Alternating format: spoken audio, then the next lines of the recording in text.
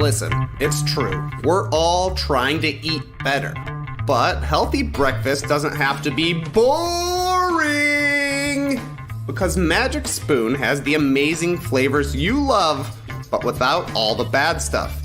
0 grams of sugar, 13 to 14 grams of protein, 4 net grams of carbs, and only 140 calories a serving. Magic Spoon is keto-friendly, gluten-free, grain-free, soy-free, and low-carb. You can build your own box from their 9 available flavors. The hits: cocoa, fruity, frosted, peanut butter, cookies and cream, maple waffle, blueberry muffin, cinnamon roll, and honey nut. That's a given. Even more exciting? Magic Spoon just brought back their cereal bars. They were so popular that they brought them back permanently. It's the perfectly convenient, on-the-go companion for your cereal. That's the Magic Spoon way, isn't it? Get a little taste of that limited edition goodness before they bring it back for real. Thank you, Magic Spoon, for bringing it back for real. Go to magicspoon.com/nodunks to grab a custom bundle of cereal. And be sure to use our promo code NODUNKS at checkout to save $5 off your order.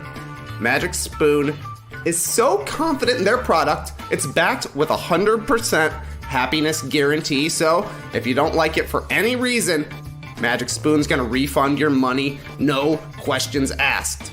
Remember, get your next delicious bowl of guilt-free cereal at magicspoon.com/nodunks. Use the code NODUNKS to save $5 off. Thank you to Magic Spoon for sponsoring this classic episode of No Dunks. Oh, I'm sorry. I'm such a bad host. Can I get you guys something to drink? Oh, please, you're fine. I'll have a water when you get a second. Water? Got it. Dalton, did you want a water or anything? I'll do a root beer float. You can't just go to someone's house and ask them to make you a root beer float. Oh, I didn't know that. I mean, I would. I just don't have root beer. Oh, okay. It's fine. I'll have a milkshake then. Dude, pick a household drink. I don't know which ones are. What did you get? Water. Water? Okay. Do you have ice? Yeah, I have ice. I'll do a snow cone then.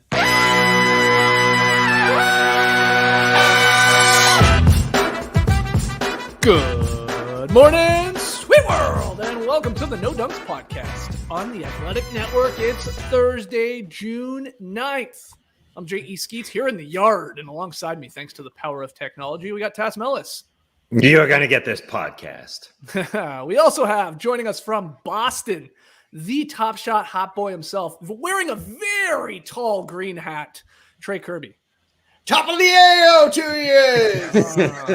Top of the AO to you. Also joining us from Boston, also in a green hat, a little tighter this one. It's the international man of mystery taking it to the max, Lee Ellis. Top of the morning to you, fine gentlemen. Top of the morning.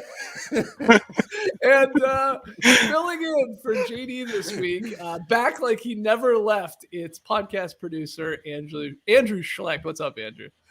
Back in the yard with the boys. Yeah, that's right. Thank you, as always, Andrew, for filling in for JD here. Shout out to the stream team joining us live right now on YouTube. Take a second, like the video, subscribe if you haven't, comment away, share the show. Tass already said it. Y'all gonna get this podcast. Win, lose, or draw. We're hoisting the trophy, putting my ring on my finger. You name it. You're getting a podcast here from your guys, No Dunks. Email in your NBA questions to nodunks@theathletic.com and follow us across all the social media channels at No Dunks Inc. Trey and Leigh having a blast in Boston, looking at statues and eating lobster rolls and giving out shirts and wearing green hats. You guys have been killing it with the YouTube shorts and the videos on Instagram and Twitter. So check that out at No Dunks Inc. But let's get into the game. And Tass, we'll let you go first because our guys, the Beantown Boys, the Lobster Legends, they did the Immediate React podcast last night. So Tass, the Celtics beat the Warriors 116-100.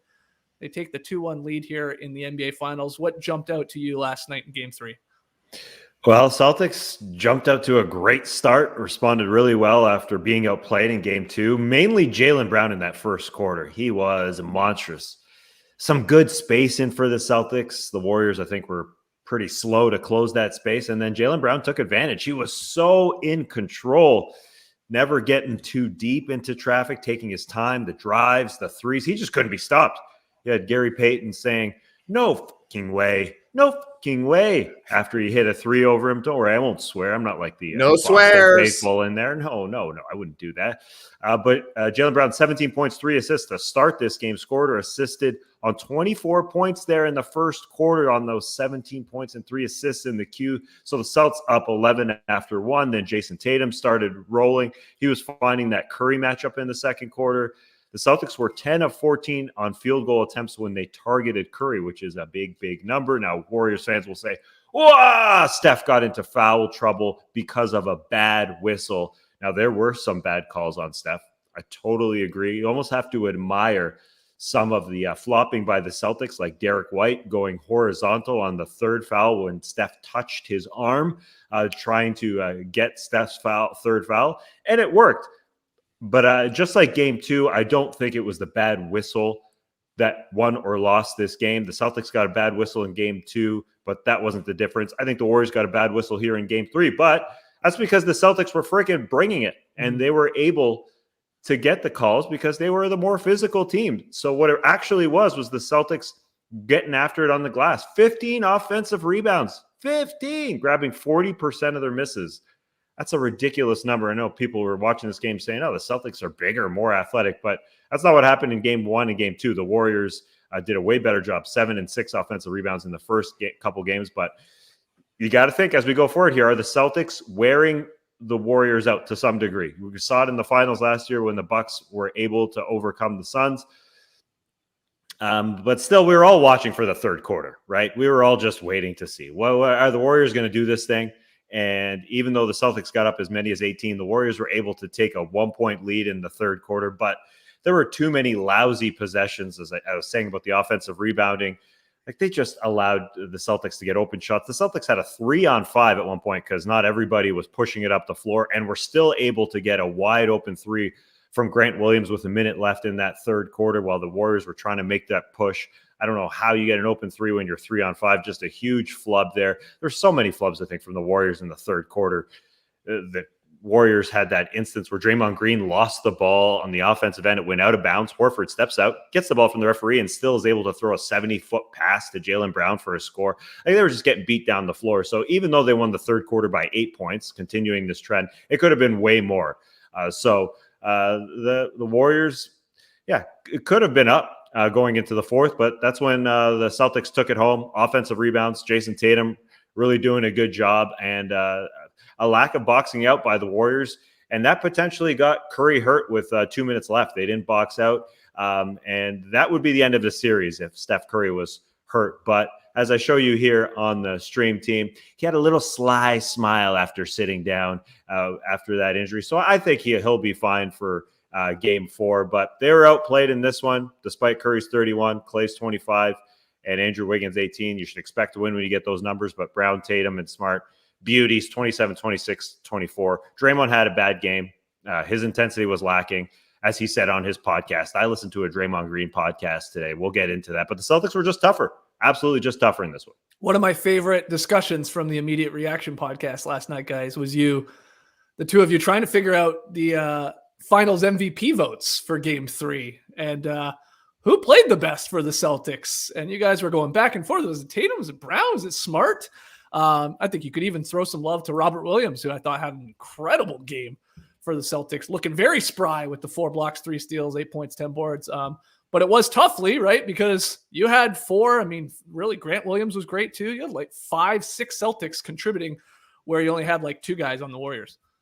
Yeah, and I think because of the way the game started, Jaylen Brown did get off to that incredible start. He was so aggressive early on, knocking down shots and distributing the ball well. But the reason I went with Jason Tatum in the end was because, and this is what I did mention on the show last night, I really liked his leadership last night in that he knew he just had to maintain and stay involved in the offense, and he was very aggressive. They kept driving into the paint last night. A lot of like drive and kick to the corner or cross-court passes as well, we noticed.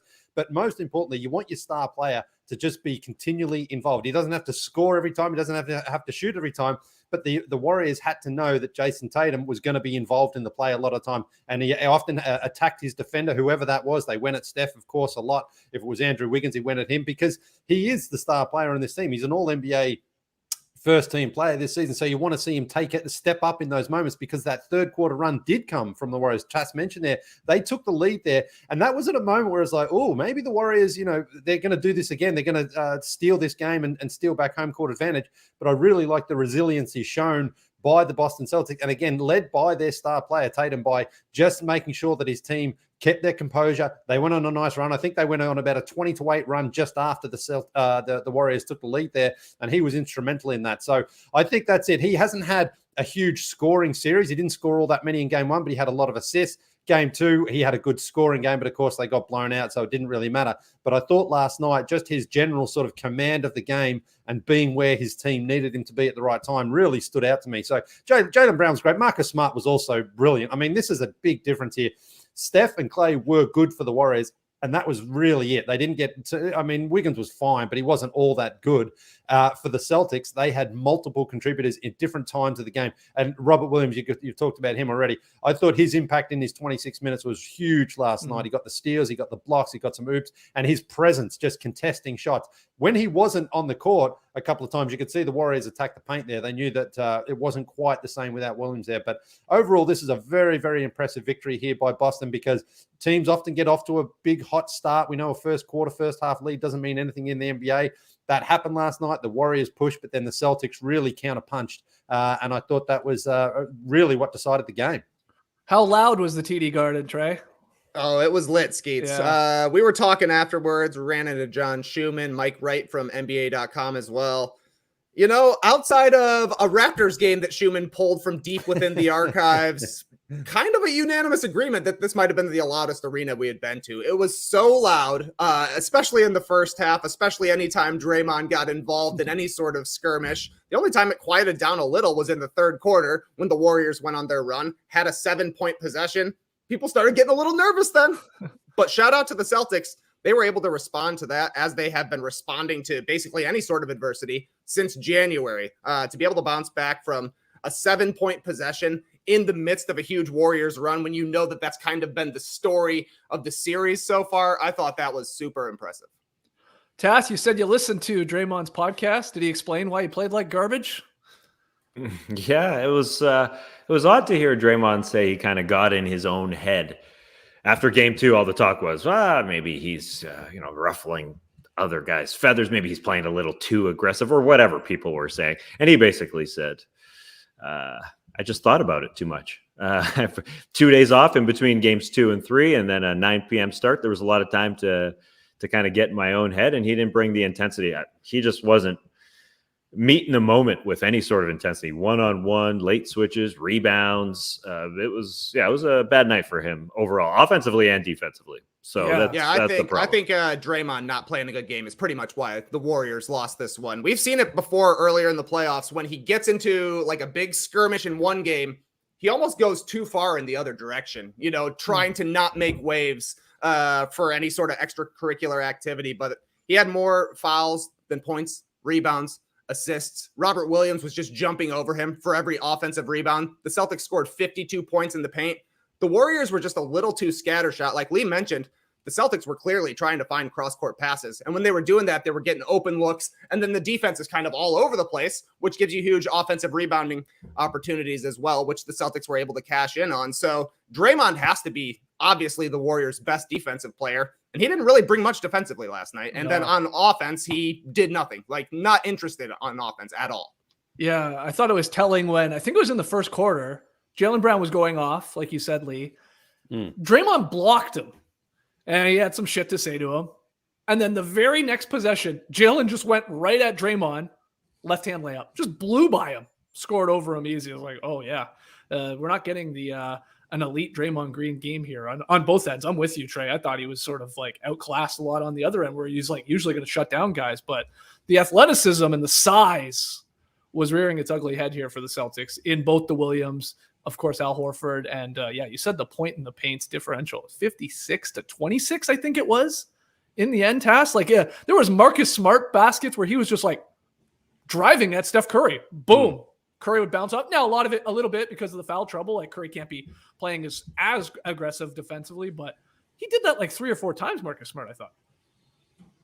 Oh yeah, he was clearly going at Steph, and I mean, I thought in the third quarter, I thought that was a big part of the reason that the Warriors were able to make their run. It seemed to me like Smart was intent on drawing a 4th foul on Steph Curry and kind of went over the edge a little bit with how he was playing, but he reined it in the 4th quarter. There was so much more space in the 4th quarter for him to attack Curry, and then like you're saying, kind of the dagger of the game was when he bumps Curry inside and finishes with a little banker off the glass. Steph wincing, grabbing his ribs, like, I don't know, probably has a deep bruise at the very least today. But the physicality that the Celtics brought was incredible. And after the way game 2 went, that's exactly what they needed to bounce back. Yeah, they're super flat on the Warriors side. Like for instance, there was the drop off for Robert Williams in the dunker spot where Draymond Green allowed him to, chuck up a 6-footer, which was the smart move. But then Draymond Green just watched the rebound go right over his head back to Robert Williams instead of boxing out. I mean, he really did nothing for the 3 seconds after Robert Williams let the ball go. So he was super flat. And the Warriors, did not meet the moment whatsoever. And I know Trey mentioned the Steph getting banged up and bruised. He left the game after Al Horford fell on his leg.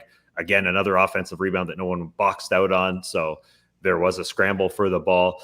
And Celtics fans, I should say Warriors fans, look at it and say, oh, Steph didn't go to the line enough. And he had, crappy calls made on him.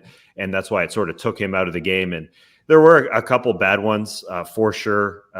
His first foul, he was kind of bumping Jaylen Brown. It was a real November 7th foul where he bumped Jaylen Brown on a drive, a regular season foul where they gave it to him. And then that white flop I mentioned earlier, which was a bonkers one. Then he reached in on Smart and Smart really sold it. So bad calls for sure. But Steph was on. I think if there's some good things to take for the Warriors, I mean, that shot is money right now from 3. He looks like he's just short arming it. He's letting it go so fast, but he was 6 of 11 from 3. And then Klay Thompson able to finally get going here. Absolutely paying off Steve Kerr's loyalty to him to have a 25-point night. It looked like Klay was going to have a bad night. Started 0 of 3. He was really slow defensively, like all the Warriors were, in trying to close those gaps. But he hit his 4th shot, and then 25-point night. So that bodes well, but the Warriors can't think that they can play 6 minutes and win this ball game, and that's what happened. Were you surprised at all, Lee, by Kerr's rotation or who played and didn't play in this game? Because Looney only got 17 minutes, and we talked about them getting dominated on the inside. And then you had Gary Payton II getting some minutes early. He went away from him. Poole was basically pulled. Is he just searching for a lineup and anyone to contribute here? Yeah, well, just to Tass's point there, I mean, Steph and Klay, great games by them, but it really did at times, especially at the start, look like their offense was only those 2, and then whatever you can get from Wiggins is a bonus, because Looney, obviously, he really only sort of cashes in found money if it's a broken play and he's around the hoop. And Draymond, I mean, the inability of him to shoot at all and even look like he's shooting is really playing into the Celtics defense, because they're just laying so far off him now that they are able to sort of cover the other bases there. And that is a problem, I think, there for Steve Kerr. I think he needs someone else to be able to come out there and just at least open up the offense. So he's looking for anything. I mean, Otto Porter hit a couple of threes. Jordan Poole, he's going to come out and try to fire away, but he's certainly not the threat of the other 2. So, Steph and Klay had to carry so much of the offensive load. I just think that the Warriors were searching for that other contributor, which the Celtics had, and the Warriors just couldn't find there last night. So how he changes that for game 4, I mean, it's hard to sort of see what he can do, because everyone's there, everyone's healthy. It's just finding that guy who can actually get into a bit of a rhythm, and they just can't do it, because Draymond is a very good facilitator of the offense. He's a great passer. He's got great court vision. He's got a high basketball IQ. But when he's kind of in the half court there and he's dribbling and he picks up his dribble, the Celtics are like, okay, now we've basically got an extra man to defend, like a free safety, throwing a little football reference here. They can cover that extra ball, because they're looking for Steph, they're looking for Klay. And Trey and I, talked about this at the game there last night. I mean, we've all watched a million games of basketball. We've all been to a million games of basketball. But there's always something about just being there in person, about just seeing how quick and how tiny the gaps are for Steph and Clay to get some of those shots off. Like Steph is running around screens. There's the tiniest window, gets the ball and he gets a good shot off. And he shot well there last night, but it's just incredible how tight those windows are, especially against such an elite defense here like the Boston Celtics. So that's also why it's hard for the Warriors here.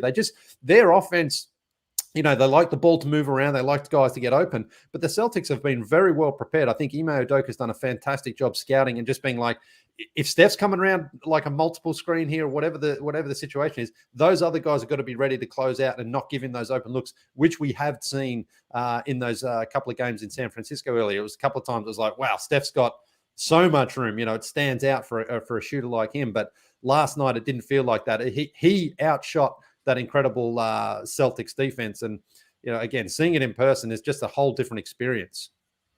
Was the media room a buzz before the game, Trey, when we found out that the Warriors players were complaining about the height of the basket during warmups, and it was determined that the net was too high? What was going on there in the arena? My favorite take was from Warriors fans who were saying, well, the Celtics aren't even going to wait for Scott Foster to try and steal the game. They're cheating on their own ahead of time. I don't know. We were having a nice dinner. We were chatting with Cheeve. We weren't paying attention what was going down on the court. Oh, okay.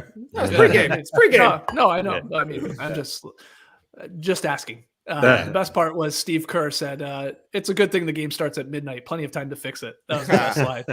Because, the game starts late. About 9:07, 9:08 tip there, East Coast time. And I imagine that had a part of that Celtics crowd being pretty lathered up lately. You got a lot of time to get some dinner drinks in you. 9:07 start. And it was a beautiful day here yesterday, nice and warm. Had a little bit of rain earlier in the day, but that all cleared out. There was a really big party atmosphere. A little bit of wacky-backy floating around in the pre-game crowd as well there. You could get a good... All right, Lee, you can say marijuana. It's legal here. Oh, that's right. Yeah.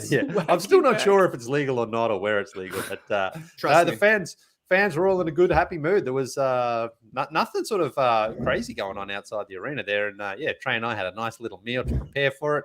And then, it was so late. I think we were getting ready to go to bed. And then we're like, hang on a minute, we've got to go and watch a game here. So, the thing that was weird about the rims being too damn high. The rims are too damn high. Was that the assistant coaches noticed and not the players at first. So the assistant coaches sitting around, I guess they're used to handing the ball off and letting the guys go through their pregame routine and looking up at the rim. That's weird that the players didn't notice. But, it's got to be gamesmanship, right? Set the rim a couple inches too high, see what happens. Sure, yeah. We were actually talking about that, Lee. I didn't put two and two together. You just asked me if the first finals game I went to was the hot game in San Antonio way back when. I guess that was 2014 finals. We said, I wouldn't be surprised to see some shenanigans, some old Red Auerbach. Let's turn off all the hot water in the locker room. So you got to take a nasty cold shower. This was a little sneakier version of it. Perhaps. Yeah, I mean, because that's right. How do you get the rim height wrong? I mean, I would think these days they're so, technologically sophisticated that it's impossible to get the rim height wrong. So someone there was just tinkering a little bit and just said, let's see. But it's weird. I mean, I would think actually having it higher is some sort of advantage, because then it has to come down lower rather than if you have it lower and then it has to go up higher. But, oh, wow. Yeah. So it would have been worse if they put them at like 8 feet high rims, and then they're interesting. Yeah. So I do like that they have like a device, it appears, that they hang off the rim, like just like a little ruler. And they're like, nope, that's official. 10 feet. I've never seen that thing before. Yeah. It was new to me. Well, there you go. So the key stat is the previous 39 times teams have split the first two games of the finals. The winner of game 3 has gone on to win 82% of the time. What do you think moving forward here for game 4, Tass? Like, are you feeling that the Celtics are in control with how more athletic and younger they look than the Warriors? Are you far from writing this one over? It could go back to a best of 3 in the Bay. What do you think? Oh, yeah, this series is not over whatsoever. The Celtics are a resilient bunch, and they keep coming, and it looked like they were the deeper team last night, absolutely. When you have assertive Al and you have guys coming off the bench like Derek White, and even Peyton Pritchard, just ready for their moment, ready to take every shot that comes their way, ready to talk trash to every single Golden State Warrior. It looks like they want to take their throne. But I think the Warriors could easily take game 4. And I think maybe, sometimes I think the Warriors are being a little too ho-hum after a loss. Like it felt like they were after game 1, saying, we'll be fine. And then they were fine. But in this instance, after game 3 as well, Draymond Green mentioned that Clay said to him, we've been here before, 2015. We were down to the Cavs 2-1. We did it. No big deal. So it feels like they're a little too lax, but at the same time, they know how to turn it up. They obviously have to get way better at closing those gaps and not allowing easy passes. So they could do it for sure in game 4. And I know we say, the Celtics are bigger and more athletic, but the Warriors just didn't fight as well as they did in games 1 and games 2, where they held the Celtics off the boards both times. But I wonder if the Celtics are wearing this team down. They are younger. And it did happen to the Suns last year, where they got sort of beat down after a couple months. It's a war of attrition out here. We'll see what happens in game 4. Same question, Trey. What's your vibe on the rest of this series? Well, the Warriors haven't lost back-to-back games in the postseason yet, just like the Celtics haven't. So, I mean, it's a must-win, no doubt about it, for Golden State on Friday, because the Celtics have proved they can win on the road. They're the first team to beat the Warriors in the Chase Center in the playoffs so far. The problem for the Warriors, I feel like, is their best defensive and rebounding lineup is going to have Looney and Draymond in the lineup, but that's also probably their worst offensive lineup. So it's almost going to have to be on Steve Kerr sometimes to sit Draymond if he's not being aggressive offensively, if he's not giving it to you defensively, and play Looney a little bit more. Like, Looney might have been the better choice over Draymond in the third quarter and in the second half. I don't know. That's a tough call to make. It's kind of the same as saying you got to sit down Klay Thompson at times. Are you really going to sit down these championship equity guys?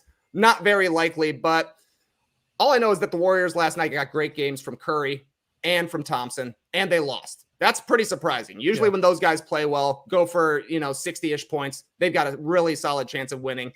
But despite the fact that they threatened a little bit, it didn't really feel like the Celtics were ever out of control of this game. So I expect a better effort from the Warriors in game 4. They're a great bounce back team so far, but I also think the Celtics have proven that they're a little bit more consistent. The Warriors can probably get to higher highs in a game-to-game basis, but on a quarter-to-quarter basis, it feels like the Celtics are a little bit better right now. Lee, what do you guys got in store here for the next couple of days? You guys are going to be there, game 4, back in the building, up in the rafters. You guys are looking at the banners. I heard Trey say, basically eye to eye with the banners. You're so high there. Did you get any nosebleeds yesterday, Lee? Okay? No, it was a pretty good spot to watch it from where we were. We were, there's quite a few other media spread about there. We had a nice angle. I got to see a Southern lawyer out there working his magic, and it was beautiful to see that and witness that. We bumped into a few of our colleagues and peers in the NBA world as well, which was fun. So I'm looking forward to it. Honestly, I think this series is still very much alive. I expect the Warriors to bounce back. That's what experience sort of gives you, is like you just know that they know this is a must-win game for them, and I think they're going to come out differently. The crazy thing is the Warriors always win a road game, and the Celtics always lose a home game. So based on that, the Warriors are going to tie it up on Friday night. But no, we'll be at practice later on today, and then we'll sort of see what we're going to do after that. We haven't really. We'll sort of figure things out a little bit, but we might go get the good beans, Tass. Ooh, Somebody was talking to us about the good beans Yeah. in Boston, and once Lee heard we could go for a coffee tasting, he was Oh, wow. Oh, going down to Broadsheet. yeah, that's right. Hey, that's the rumor on the street. Anyway. Those are good. Those are great beans. I think I got the Buenos Aires blend, and that's the one. That's a delicious brew. I heard you talk about it on the podcast last night, but for people joining us here in the stream team, maybe haven't caught that podcast yet. Can you give us a breakdown of Nelly's halftime performance, Lee? Thumbs up? Brilliant. I thought it was great. Because I think he only had like 12 minutes or something like that. It wasn't very long. So he just went straight into just a medley of his bangers. Now I'm going to get these wrong. He started with Country Grammar and then EI. Okay. And then he went to Hot in Here. Or was it? That's right. You're on it right now. Okay. I can't remember number 4, but then he finished obviously with Ride With Me. So, Wow.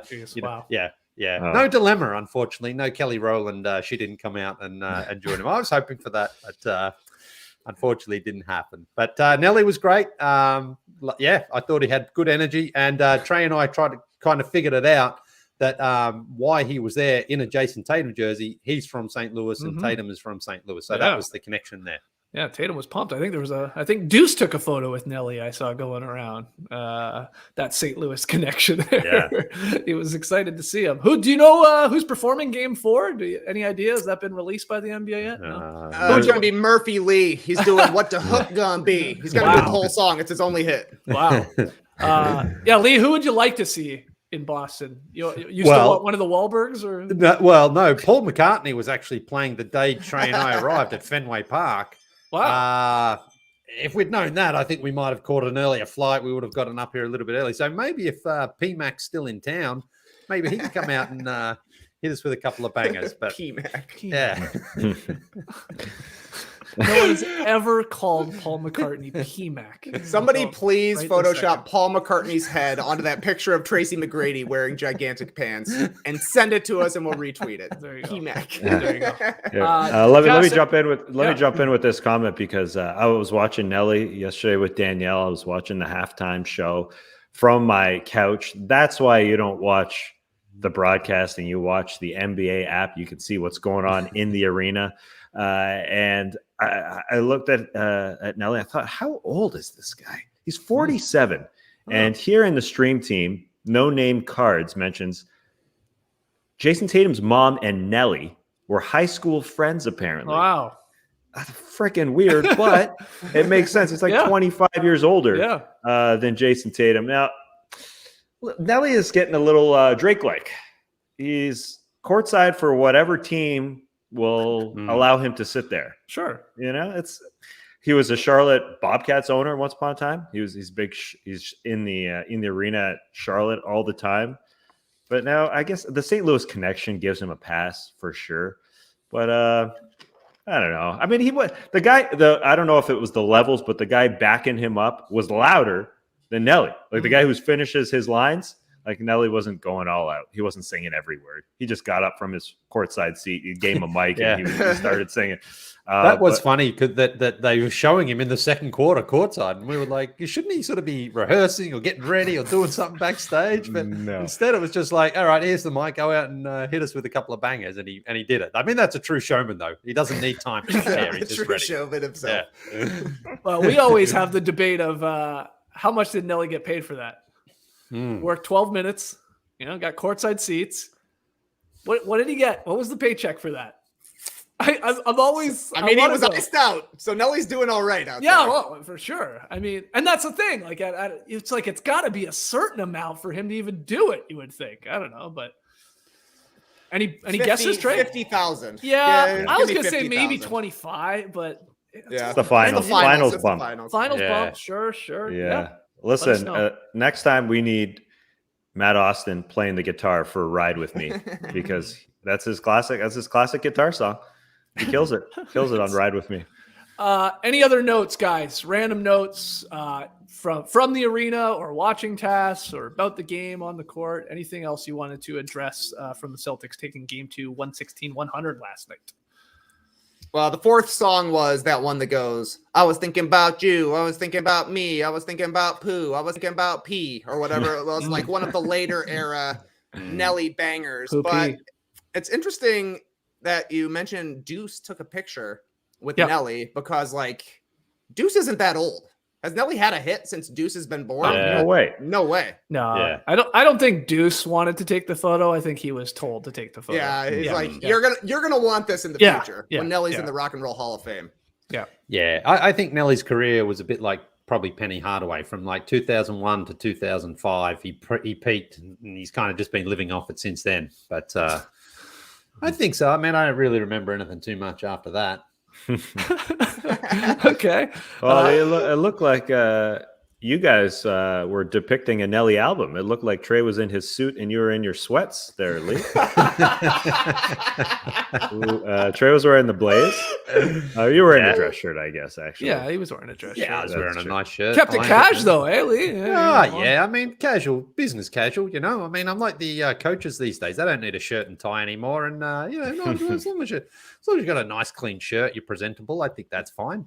No, you look good. I was like you look 10% good, overdressed, I would say, but that's all good. Really? It's the finals, man. That's the finals. Exactly. You think I'm not going to wear a new fit out there? Of course. But Leigh looked good. Leigh looked good. He was matching the vibe up there in the rafters, sitting next to Scoop B. Robinson. Oh, nice. That's a name drop we're looking for. No, you look good. I just wanted to make the suit and sweat joke. It good. really wasn't applicable to you whatsoever because you weren't wearing a sweatsuit. But any other? Let's just name one more media member. That's all I'm looking for. Oh, well, your man Divine, Dan Divine. Yes! We had a great catch up upstairs there. Yeah. Nice. So, that's what I'm looking for. it was great. Great, Dan. He's always got good energy. He's a good, fun guy to chat to. And we had a great time. And no one from the NBA told you, because you're sitting in the media section, to stop dancing when Nelly was performing? No, you're fine. They said, let it fly, man. Okay, Have good. some fun. You know, Okay, you're not cheering from the press box really when it's the halftime. You know, you're allowed to get into it. So, they won't. I think. Did you wear the tall green hat during the entire game? Or is that, frowned upon? No. I mean, that's the thing. You're sort of showing a little bit of favoritism there, and also it's really it's just balancing on my head right now. See, it's not like stuck on. So I haven't got a whole lot of range of movement with it because it's going to come off. But, Leigh actually got really excited when he figured out that his big green hat would work as a laptop stand. Yeah. He's like, ooh, look at this. I can balance it up here. My only other note from the game was we were watching. Bill Walton was in attendance. Obviously, there were a ton of Celtics greats there. It was cool to see Paul Pierce wearing his NBA 75 jacket. I like that touch, but they showed Bill Walton. I was like, oh, I would love to talk to Bill Walton, love to get a picture with him. So that was, I don't know, they must have showed him the third or fourth quarter, something like that. We finished the game. We finished the podcast. We're walking out to get our car to head back home. And who comes stumbling by? Bill Walton with just a crew of people following him. And I 100% froze. I was like, oh, no. I need a Grateful Dead lyric now. Yeah. I should have said something like, Bill, we need a miracle. He would have loved that because people wanted to stop him for pictures or to talk basketball. I don't think that was going to happen. But if you hit him with a Grateful Dead reference, you may stop him in his tracks. Yeah. And I completely botched it. So that was an L for me last night. Wow. Well, at least you saw him. Yeah. He must be a giant dude, eh? Oh, he's huge. Oh, he is huge. He's huge, and it seems like he's letting his hair grow out a little bit more. Had a bit of a Doc Brown look. That's exactly who I thought it was.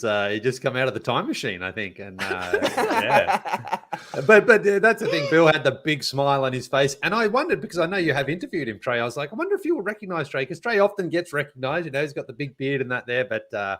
Bill seemed to be on his way somewhere anyway. Well, geez, it would have been pretty late at that point when you guys saw him. Well, that's right. Yeah, it was after the show. Yeah, but it would have been like 12:30, 1 o'clock, something like that. At least, yeah.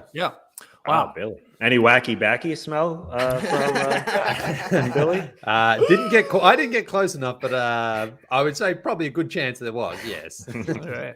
Well, let's take our first break. When we come back, we'll switch it up and talk some NBA news and notes. Don't go anywhere. Here are a list of my 5 favorite Macs. Number 5, Big Mac. Number 1, combo. That's all you need. Number 4, Mac Airs. That man can sing. Number 3, trucks. Oh, yeah. Just like a Mac truck. Mac truck. Love big. Yeah, love me a long hauler. Number 2, Craig. And number 1, Mac Weldon. Mac Weldon makes all your basics for your wardrobe, but it is absolutely quality clothing. Their track pants are a nice slim fit that don't look like track pants. I feel like I'm J.E. Skeets around wearing my slims around town. You love your little slim track pants. I mean, I'm slim, man. So no, I know, but you like your slim track pants. That's your thing.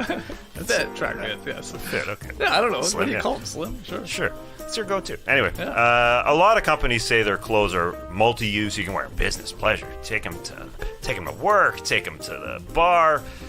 But these ones are definitely that because they have to have good quality stuff to be able to do that. A high standard to pull that off. And Mac Weldon does that. Same with their shorts. I've been wearing their Ace sweat short. What's the one you wear? The Look up from your computer and tell me what you wear. My shirts. No, shorts. My shorts. So Mac Weldon, I'm talking about. The Tech Chino shirt. Yeah. That's the one. Tech Chino short. No, That's the mine's one. the Maverick, isn't it? No. Anyways, Well, it's I've the been- Maverick Tech Chino short. there you go. Yeah, Full name. Anyways, No I've been gimmicks. wearing my Mac Weldon swim trunks to the pool as well. Again, quality, not falling off. How many shorts did Fitting you get? right. This is crazy. 2 of 2. I didn't get the Maverick Tech Chino short because they're too long. The name is too long. The short is fine. Anyways, check out their board shorts and swim trunks. A combo of performance stretch and a slick design. They do it all. Get in the pool. Anyways, check out Mac Weldon for yourself and save 20% off your first order. Visit macweldon.com/nodunks and enter promo code nodunks. Again, macweldon.com/nodunks and enter promo code nodunks for 20% off. Stock up on the warm weather essentials you've been missing. Any basketball fans at the table? I like basketball. There's one. Sure. Two. Yep. 2 or 3, great. Because with Sling TV, you can get every playoff game for the best price, hands down. All for just $35 a month. You'll get all the upsets, the comebacks, buzzer beaters, oops, game 7s, foul outs, tip-offs, crossovers, tech fouls, ejections, dynasty rivalries. You get and 1s, 3s, and if you're lucky, you get a triple-double or a VSP. There's a lot to love about playoff basketball, and you can get it all with Sling for the best price.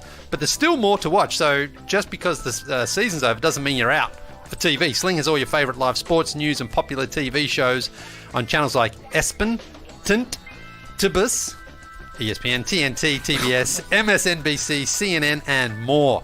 Sling is easy to set up and easy to use. You can stream on any device and record up to 50 hours with included DVR space. And one more time, did I mention you can watch every playoff basketball game for the best price with Sling? We might have 5 to go here, so you want to get in now. Check out sling.com for special offers. Sling, the live TV you'll love for a price you'll love. Try us today, and you'll be slinging when you're winning. All right, back with the boys here in the yard on a Thursday. Got to apologize to my guys, Trey and Leigh, about last night not being able to make the immediate reaction podcast. My power just went kaput last night. We had a crazy, I don't know if it hit you or you are, Tass. We had another insane lightning and thunderstorm here in Atlanta. That's back-to-back nights. And everything went out about 3 minutes into the fourth quarter. And it was not coming back, the internet, at least for a while. So I packed it up and went to bed. But you guys killed it. I listened to the podcast this morning. I guess JD did a great job maybe fixing some things. It sounded it was a perfect recording environment. No technical difficulties. Nice. No sort of audio bleed between microphones causing a crazy echo that made it sound like demon gods. None of that happened. Oh, so okay. It was a pretty smooth sailing for JD, I think. Last night. Okay. Now I'm just going to have to message Beto to go and check my roof. You're telling me there's rainstorms. I wasn't there. It's been crazy the last 2 nights lately. It's been insane Atlanta storms here. Yeah. All right. Got some news and notes here. First one, it's probably of interest to our guy Trey Kirby, because there are reports plural. I really should have added an S there to the lower third, but the Bulls emerging as a possible suitor for Rudy Gobert. So I have to get our Bulls fan, Trey Kirby's thoughts on this. Gobert in Chicago. What do you think? More like go Bulls. Oh, Rudy go Chicago Bears. That works too. But honestly, Skeets, this does feel like a bowl of broccoli. You may not be excited about it.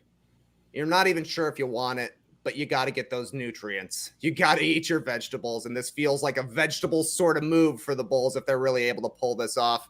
Obviously, Vucevic isn't a defensive presence, and the Bulls need a defensive presence. Their 2 biggest weaknesses outside of depth this year were defense and rebounding. Those are Gobert's 2 biggest strengths. He would obviously be a game-changing presence for the Bulls just because they are clearly right now an offensive team with not much on the defensive end. This would give them a little bit more balance. The rumored deals are Vooch, then Patrick Williams, then maybe like Kobe White to kind of match the salaries and that kind of stuff.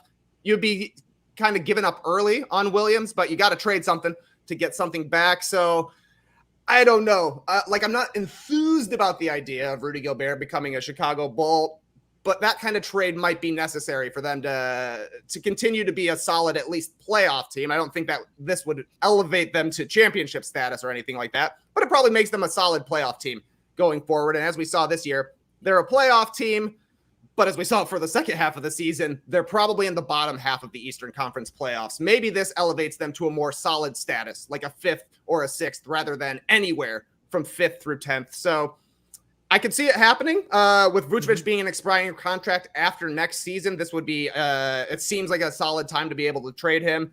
So I don't know. It would definitely help the Bulls, but I mean, you see what Rudy Gobert does in the playoffs, and it's hard to get completely fired up. But also, if you're a Bulls fan and you just missed the playoffs for 5 years before this season, hey, give me some more playoffs. I don't know. Yeah, Tass, what do you think about, like Trey said it, the potential deal that I'm seeing is Vucevic, Patrick Williams, and then Kobe White for Gobert or something along those lines. It's not going to be draft picks. That's the thing. Bulls don't have a lot of those to give. They would be way in the future if they were throwing those in. So it's got to be young talent and then that Vooch contract. What do you think from the Bulls or Jazz side of things, Tass?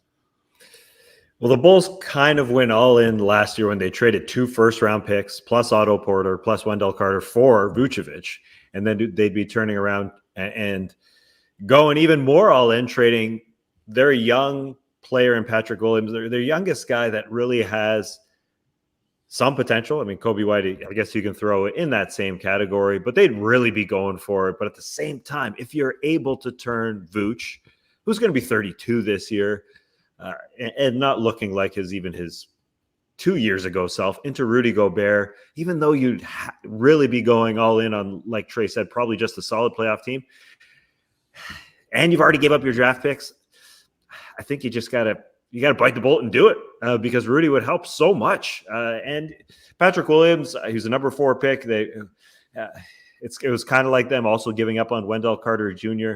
You don't know exactly what he's going to be. He could be a really good player in the future, but he hasn't shown that he's going to be that. So yeah, it's kind of a slippery slope here. The Bulls started going down that route, last year by trading those picks for Vooch, and it's almost like you got to keep going now. You got to keep going. I mean, they'd be getting old. They'd really be getting old if you trade Patrick Williams and Kobe White. And then your core is obviously DeMar and guys like Lonzo Ball, who can't play a full season. And it's really predicated on if Zach LaVine's coming back too. If Zach LaVine's not coming back, no way. Don't make this move. I don't think. But if he is, go for it. And I think from the other side, there's rumors, plural, about Rudy Gobert. There's rumors about Bojan Bogdanovic. There's rumors about Mike Conley. Starting to feel like there could be a blow up there in Utah. Trader Danny might be making some trades there with the Jazz. Leigh, what do you think about these rumors going around with Gobert to the Bulls? I think the Bulls improved with Rudy Gobert because I think they could definitely use his defensive presence, his shot blocking, and just his impact. His value and his reputation, it's all over the place. But I think you get a very, very solid upgrade defensively. And I think offensively, if those other guys like Lonzo Ball can take the extra step, and if Alex Caruso can score more, I think then you can make up for whatever offensive shooting you lose by trading away Vooch, if that's the deal that's there to be made. So I think the Bulls need an upgrade. And so I think that would be a good move. And Vooch, he's fine, but he's also frustrating. And I think one of the things is he's not a traditional big in terms of a defensive presence out there. So I think Rudy does just upgrade them at that position. If you're going to give up some of that young talent about Patrick Williams, again, you have to give up something to get a defensive player of the year candidate, an all-star, and that's the price you have to pay. Because the Bulls were very good for like 3/4 of this season. Some of us even believed like, hey, second round is absolutely on the table here. But as the season went on, they had a few areas. Now injuries and other factors play a role here. But I just think if I look at that Bulls team with Rudy Gobert there, I think they're a much better team than they were. Or, they're an improved team. They're a better team than the way they finished this season. So I think a deal like that would be good, especially, again, if you're moving on from Vooch with 1 year left. And he's been fine. But I think Gobert is better for that team. It's really all how you feel about Patrick Williams as still a 20-year-old, right? I mean, if you think he's just going to be a good player, then yeah, you're probably aggressively doing this type of deal. If it's Vooch basically for Gobert, and then you don't believe in maybe a Patrick Williams blossoming into an all-star, something like that, then yeah. But if you do, I don't know if there are Bulls fans that feel that way, Trey, that he is super young. He just can't stay on the floor. But when he has played, he's looked okay at times. But it's like he's the wild card in all of this to me. He's the wild card for sure. And I don't know. To me, he's a bit more of a theoretical player now than he has been an actual player. Even when he's been on the court, he's just invisible sometimes. He completely disappears. And that's why I kind of think it's more likely the Jazz say no to this trade. I think they can probably get a better future player than Patrick Williams. And I think they would be taking a serious step back, trading Gobert. Obviously, there are chemistry concerns, and it feels like this era of the Jazz is done. So it's likely Gobert gets traded, but I imagine they can do better than Vooch and Patrick Williams out there. Yeah, maybe. It's going to be weird to see Rudy Gobert, Lee, in a different uniform. I don't know. It's just so linked to the Utah Jazz, and obviously things that have gone well for him, winning Defensive Player of the Years, and obviously playoff performances and stuff like that. It's going to be strange, but I'm with Tass.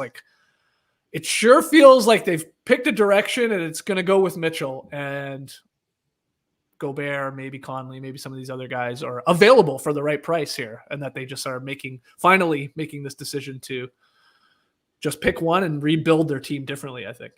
Yeah, and it's no surprise that it's going to be Mitchell. He's I'll go ahead. I'm probably lagging.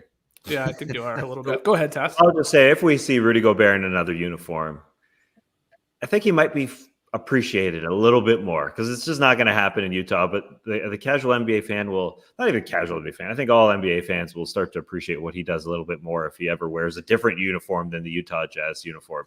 Because, yeah, he can win Defensive Player of the Year, but nobody gives AF really about Rudy Gobert. But he is so talented on that defensive end, and that's why the mix, when you're looking at it on paper with the Bulls, if Alex Caruso and Lonzo Ball can stay on the floor, and that's a big question, along with two scorers, with DeMar DeRozan and a return Zach LaVine. If that happens, you got to get excited about that. It starts to look real good on paper with the balance on offense and defense. And it's only five players, though.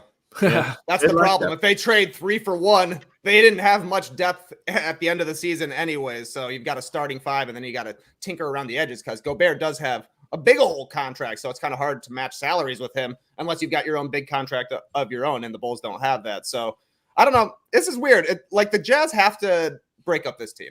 We've seen it too much, and they haven't gotten far enough. And obviously, last season was a super stressful season. They're going to be worse when they trade Gobert. I think they're going to fall down the standings just because he's such a difference maker during the regular season. Obviously, his flaws are quite obvious when it comes to postseason time, but they're going to be more in the play-in tournament sort of range, I think, than battling for 4th and 5th seeds.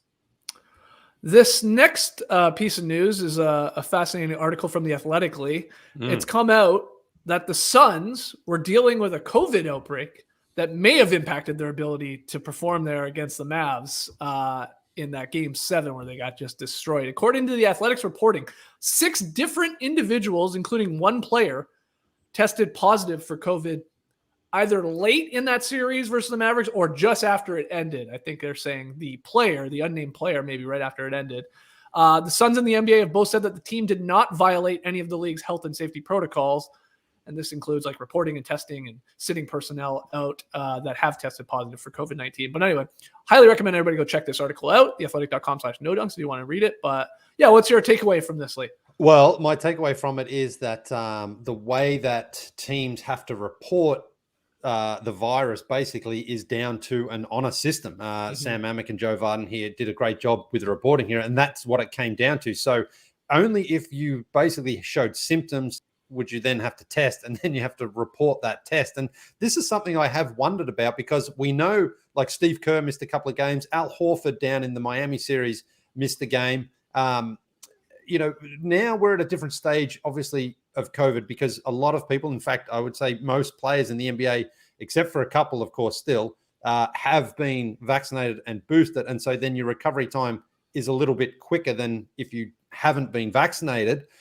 And so now it's sometimes I think all of us have had it as well. You might feel off for a day or two, but you don't really feel like you're bedridden for a lot of it. So if you're playing in the playoffs and it's man, I've got a bit of a sniff, I've got a bit of a runny nose, maybe you don't want to test yourself in case you test positive, and then you have to miss some time there. And so I think that's maybe what happened here. Some guys were feeling a little bit worse for wear, and they either just decided not to test themselves, or if they got the result, they just didn't tell anybody. I'm not sure. It's a very weird situation. Certainly the way the Suns played that Game 7, it feels like something was happening within that locker room. Exactly what it was, no one really knows, but it feels like there was an impact here. I know that in that report as well, some of the Mavs were saying there was a rumor before Game 5 that some of the Suns had, again, symptoms, potentially the virus here. And so it's a bit of a tricky spot here for the NBA, because do you have to come in and say, right, we have to test everybody again, and if independently, and if they test positive, then they're out no matter what? Or do you trust the teams to be honest about their own testing and therefore then reporting? It seems to me, again, speculating somewhat, that maybe the Suns, some of their players had it or suspected they had it, but either didn't test or just didn't report it. And that's where I think this article's sort of alluding to, that there was a bit of an issue with that. Tass or Trey, any thoughts on this? My only thoughts really are that, we were wondering what was happening with Phoenix at the end of that series, because everybody talks about the 33-point Game 7 loss. That was obviously a very weird thing to see, but they lost Game 6 by 27 as well. So there was a lot going on behind the scenes with the Suns, it seems, with the drama between Monty Williams and DeAndre Ayton and how his tenure with the Suns may be coming to an end. Obviously, we've got this COVID outbreak as well. It definitely puts that series into a little bit different light, seeing the way that, the Suns just completely petered out at the end of that series, considering during the 2021 season, when they made a run to the finals, they were one of the best teams in the league at not getting COVID and keeping their players on the court and pointing the exact same way. Something went wrong quite clearly late in this series, and at least this is a little bit of an explanation why, but just a very, very strange way for their season and maybe this era of the Suns to end. But still, who the heck knows what happens? It may have been that everyone was healthy on the Phoenix Suns. There was an assistant coach who tested positive, Brian Gates, that was revealed. And there was one player who tested positive after Game 7 on the Suns, but that name not revealed because the Suns haven't revealed it themselves. And that's it. So they may have had a reason. It was odd to see what happened with even Chris Paul after Game 2 and how that team fell apart. Yeah, a very strange. I don't think this answers anything really, but it provides potentially a reason for what happened to the Suns in that series. But then going forward into the conference finals, the Mavs were all good. It felt like, no one, no reports of sniffles, no reports of anyone being under the weather or anything. So it sure feels like the Mavs didn't contract the virus from the Suns. But again, it is an honor system, and that's why it's all speculation at this point. Final one here. Back to the Jazz. According to Woj, Utah has received permission to interview several assistant coaches in their search for Quinn Snyder's replacement. The list is including Knicks' Johnny Bryant, the Milwaukee Bucks' Charles Lee, Boston Celtics assistant coaches Will Hardy and Joe Mazzulla. And then Utah also intends to interview their own assistant coach in Alex Jensen and former Blazers head coach Terry Stotts. Now, I know we've talked about this a little bit already. I think the most interesting thing here, Lee, from Woj's report on this, or the update on this, is Danny Ainge says there's no urgency to hire a head coach before the draft or the start of free agency. And I just wanted to get your take on that. Are you surprised by that? Doesn't concern, not a concern to you at all? Danny Ainge's thinking? Because a lot of times you hear, you want to get the coach in place for drafting guys and moving forward. But what do you think about that? Maybe Danny Ainge is angling to get back on the bench himself there, and he's like, "Hey, maybe I can coach these guys." Now, who knows exactly? I think it's just that sort of slow, meticulous approach. He wants to get the right guy, and he wants to interview as many candidates as he feels could fulfill this job. But I guess as well, there is some uncertainty still with the playing personnel, and maybe he wants to address that first. So then, whoever the coach is doesn't come in and they get the same question, like, all right, so what are we doing? Is it Rudy's team? Is it Donovan's team? Are we trading these guys? Are they both going to be here? Are we going to move on? Are we rebuilding?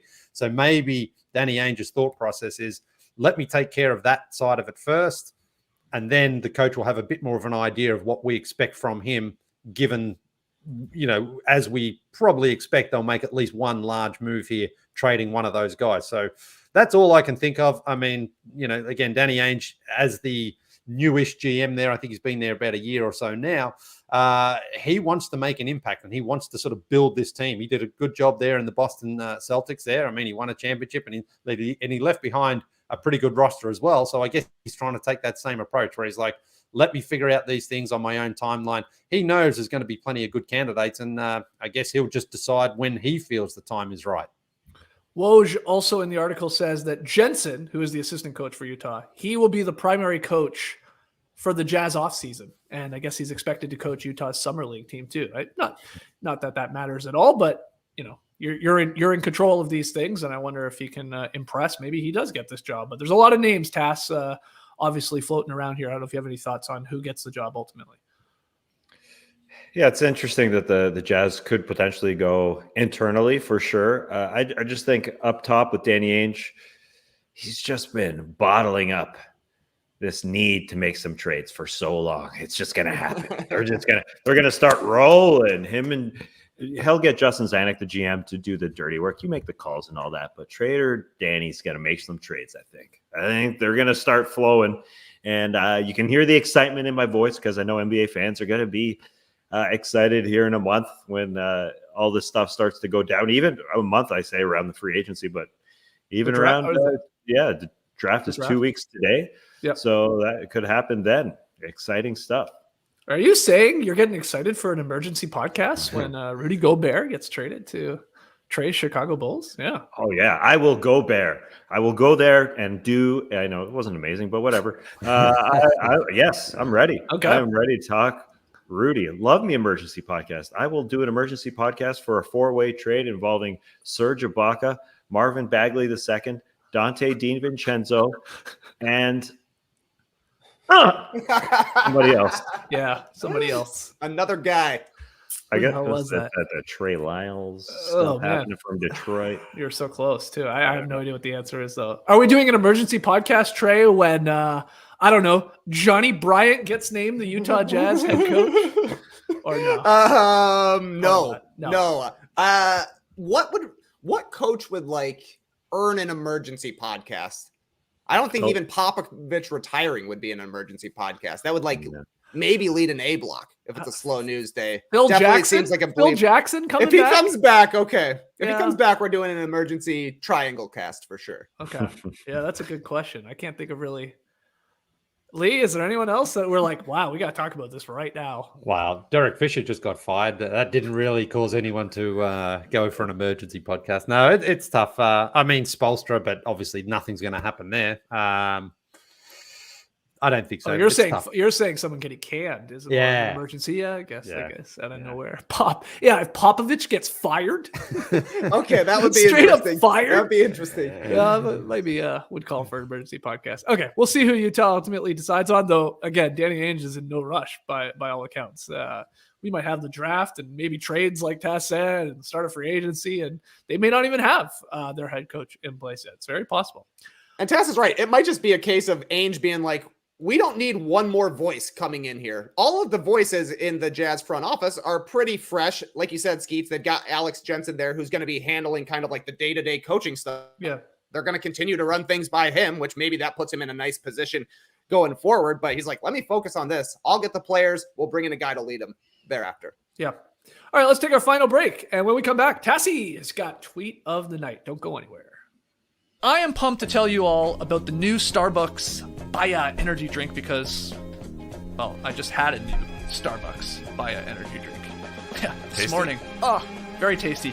Caffeine naturally found in coffee fruit. It's energy that's good. It's that good energy. Each 12-ounce, 90-calorie can contains 160 milligrams of caffeine and includes 3 delicious fruity flavors, each one similar to your favorite No Dunks podcaster. Oh. Listen to this breakdown. Eat your heart out, Mike Schmitz. This is comparison work here.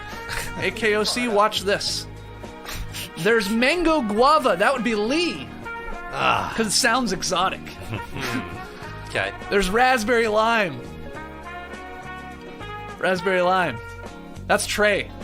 Very sweet. but if you push his buttons, he's a little tart. Nice, I like that. Very well done. And finally, Tess, your pineapple passion fruit. Thanks. Tough exterior, but once you crack it, this guy's the best. There you go. What about you? They need a fourth They flavor. don't have a fourth. But fifth. Starbucks Baya energy drink packs energy and flavor that gives me the boost when gearing up to watch the big basketball game, head to the Classic Factory here to podcast, or just bouncing around from meeting to meeting. Yeah, believe it or not, we have meetings Bouncing. when it comes to this show. I just literally booked a meeting for us tomorrow. I saw that. I added you. It's in your calendar. I already clicked yes. Okay, good. JD, you too, man. So you can't, don't have anything at 2 o'clock tomorrow. We have a meeting. Maybe have a Starbucks Baya energy drink. Did you check my calendar? I didn't. It's handy and always ready to boost my day as well as yours. Starbucks Baya energy drink is available online. It's at grocery stores, convenience stores, and gas stations nationwide. It felt like summer yesterday. Hot weather, kids in the inflatable pool, Grateful Dead on the radio, and some Omaha Steaks on the grill. Nice little Sunday. I thought I was a step ahead of the game for this ad read, until I found out that I wasn't the only no-dunker getting busy on the grill with my Omaha Steaks. Skeets, he'd already thrown down a filet mignon. Yep. JD was getting ready to barbecue some burgers. Yeah, it was. And Tass had seemingly already sampled all of the various meats. No doubt. In the Dad's Want Steaks package. He even tried the caramel apple tartlets. Oh, I don't know that we've ever been more prepared for an ad read. For just $99, the limited time Dad's Want Steaks package includes 16 mouth-watering entrees like smoky tender bacon-wrapped filet mignons, gourmet jumbo franks, and their air-chilled, boneless chicken breasts. And for a sweet finish, yeah, it's Gary's favorite, caramel apple tartlets. A direct line to my heartlet. Those caramel apple tartlets. Never seen that word before, but I like it. They're good. Tarts to the hearts. But as a special gift for my listeners, when you type my listeners specifically, I asked for this promo code, Skeets. Okay. When you type No Dunks in the search bar and order the Dad's Want Steaks package, you'll also get 8 free Omaha Steaks burgers because I asked for them for you, dads. Don't wait. Send Dad more than just a gift. Send him an experience he'll love and will likely share with you. Your dad's hooking you up with a steak or a frank, maybe even a tartlet. Go to omahasteaks.com and type No Dunks into the search bar. Order the Dad's Want Steaks package. You'll get 16 entrees, 4 desserts, plus 8 free Omaha Steaks burgers. Omaha Steaks isn't just steak. It's the best steak of your life, guaranteed. That's omahasteaks.com. Use my personal keyword, No Dunks. All right. Back with the boys here in the yard. Andrew, let's get to tweet of the night. Tweet of the night. Wow. Twitter. All right. We know our Trey Kirby has had a previous relationship with the one and only Guy Fieri. Hung out with him a couple times. Can you call it a hangout, Trey? I guess you can call it a hangout. When you're touching fists, you're hanging out. Is that true? I don't know. You're right. Yeah. We've been in the same spot multiple times. Multiple fist bumps, and the same person who took a photo of you and Guy Fieri fist bumping, Lee Ellis, was there. So I thought there's some potential there with Guy Fieri in the building. Then I saw your tweet, Trey, because people were asking. People want to know, is Trey Kirby going to fist bump Guy Fieri? So you hit up Guy Fieri on Twitter. Many people asking if we can fist bump. So let's get the report. Anywhere near a fist bump, Trey? No, I would say nowhere near is the exact way to describe it, Tass. Guy had probably the best seats in the house, and Lee and I had the farthest seats in the house. So, I mean, I was reaching for the rafters, but Guy couldn't get the fist all the way up there, unfortunately. Seems to I've been replaced by another internet content slanger, unfortunately. Yeah, I thought there was a chance, because I think both times, I know he's been on our show. He's one of our top 75 guests. Go back and check out those 3 episodes we dropped during the All-Star break is when we dropped them. But you happen to just come across them twice, just happenstance outside our show at All-Star weekends, I think. Yeah. And finals as well, I think. Yeah, exactly right. It was All-Star week. First one was All-Star weekend in New Orleans when we saw a guy on the street. I think it was me, Matteo, and Lee. Lee snapped a picture. That was awesome. Then we saw him again in the bowels of the arena in Charlotte for All-Star. And that's when we just randomly ran into him. And then he's obviously been there at the finals quite a few times. Did an interview with him here and there. So I don't know. We'll see if he's back for game 4. I'm trying to get in touch with him. I was messaging last night. He said, "How's life, brother?"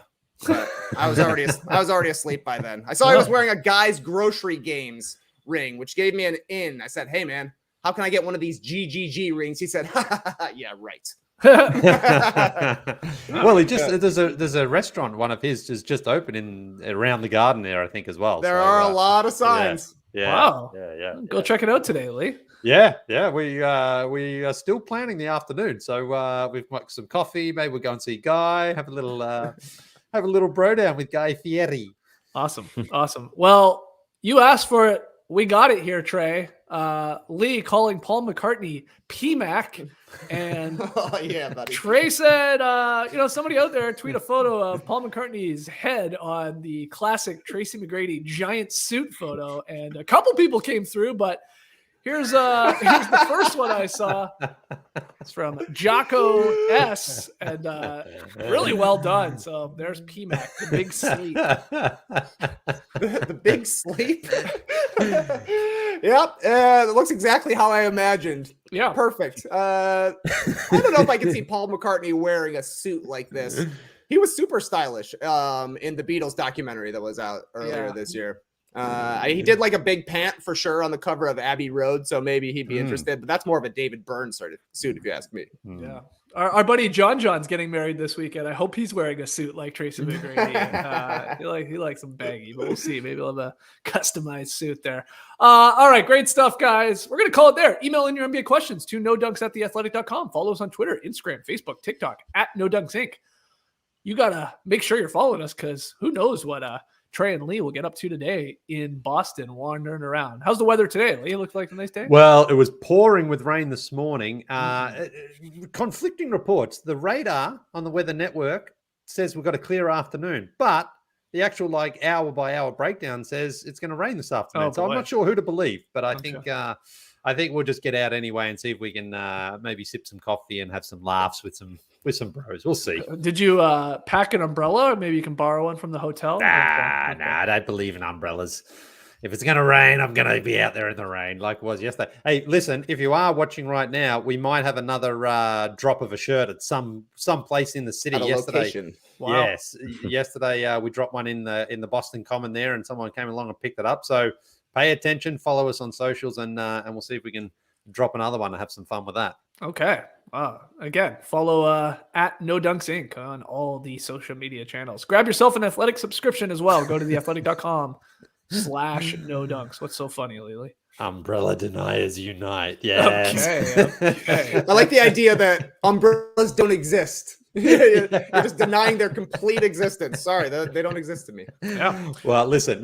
When you're in a city like this, if I see anyone with one of those golf umbrellas, with a tiny bit of rain and someone has to have the big marquee over their head, that's going to upset me. That's going to be, I'm going to unload on someone like that. You don't need to protect your entire existence from a drop of water. Okay. Just put a little bit over there, walk along, keep the rain off you. That's all. You don't need to be like anyone who comes within 25 feet of me is likely to touch my umbrella. Okay. Madness. Okay. So if you're going to rock an umbrella, just make sure it's small. Yes. Okay. Excellent. Guys, we will see you tomorrow with the Drop Podcast. Until then, Clipper Bros. You heard it here first. Have a great time. Turn up. Love you guys. Awesome. Thanks for joining us. And remember, I had no idea you were an umbrella denier, Lee. I used to work with a man at TSN who grew up in a small town in Eastern Canada. I think it was in Nova Scotia. And he said that anyone who pulled out an umbrella would be chastised would be destroyed. Like you couldn't carry an umbrella because it just meant you're soft. For me, it just means you're dry. I don't think it's a big deal, but in this town, I think they burned all the umbrellas. Wow. There you go. A little fact for you. Brace the day, people.